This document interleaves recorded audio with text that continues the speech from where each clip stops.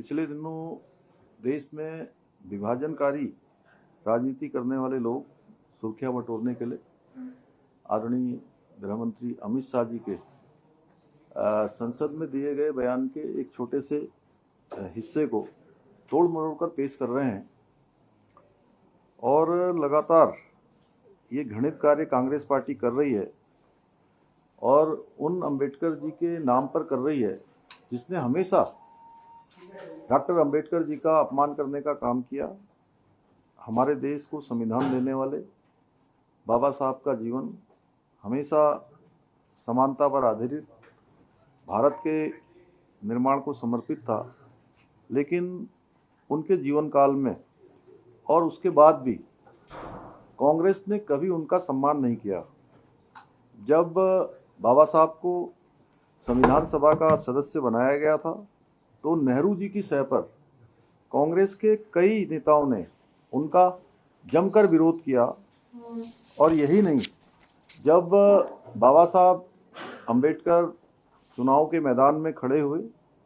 तो 1952 का लोकसभा का चुनाव हो या 1954 के लोकसभा का उपचुनाव में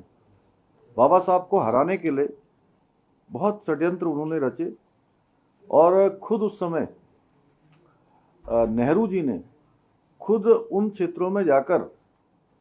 कई जनसभाएं की और कांग्रेस पार्टी ने बाबा साहब को कभी कोई पुरस्कार नहीं दिया, परंतु उन्हें चुनाव में हराने वाले उनके ही जो एक सहायक थे नारायण सदोबा काजरोलकर, उनको पद्म भूषण देकर सम्मानित किया गया। जब बाबा साहब ने नेहरू जी और उनके समर्थकों के द्वारा जो लगातार उनके षड्यंत्रों से तंग आकर कानून मंत्री के पद से इस्तीफा दिया और उनके इस्तीफे के बाद उनको संसद में बोलने तक का मौका नहीं दिया, क्योंकि अपने इस्तीफे में बाबा साहब ने लिखा था कि नेहरू जी ने लगातार उनकी उपेक्षा की और यहाँ तक कि उन्हें संसद की कमेटियों में भी जगह नहीं दी। इतना ही नहीं, उन्होंने अपने इस्तीफे में इस बात का भी उल्लेख किया था कि कांग्रेस नेहरू जी लगातार उनकी उपेक्षा कर रहे हैं और उनका सारा ध्यान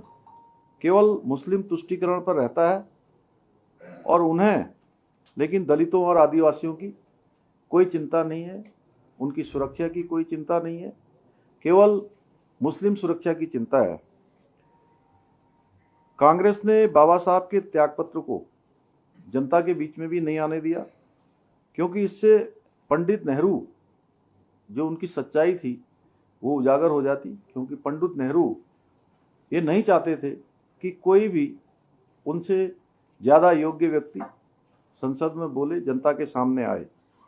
कांग्रेस पार्टी ने जो बाबा साहब की स्मृतियों को भी जो सजोने की कभी अनुमति नहीं दी, उनके जन्म स्थान पर स्मृति मंदिर तक नहीं बनने दिया और बाद में मध्य प्रदेश के मुख्यमंत्री स्वर्गीय सुंदर सिंह भंडारी जी के कार्यकाल में उनके स्मृति स्थल को बनाने का फैसला हुआ और अटल बिहारी वाजपेयी जी के समय उनके स्मृति मंदिर का उद्घाटन हुआ। दिल्ली स्थित अंबेडकर सेंटर का निर्माण भी कांग्रेस ने रोकने की कोशिश की। जब से प्रधानमंत्री श्री नरेंद्र मोदी जी की सरकार आई, बाबा साहब की स्मृतियों को सजोने का कार्य हुआ।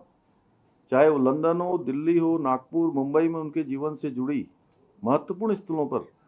स्मृतियों का निर्माण किया गया है।